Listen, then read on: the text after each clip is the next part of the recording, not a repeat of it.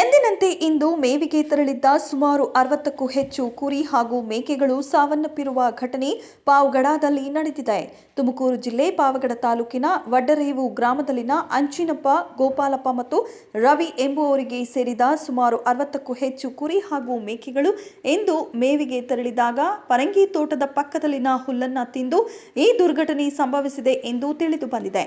ಇತ್ತ ಒಂದು ಕುರಿಯ ಬೆಲೆ 12,000 ರೂಪಾಯಿಗೂ ಹೆಚ್ಚು ಅಂತ ರೈತರು ತನ್ನ ದುಃಖವನ್ನ ತೋಡಿಕೊಂಡಿದ್ದಾರೆ.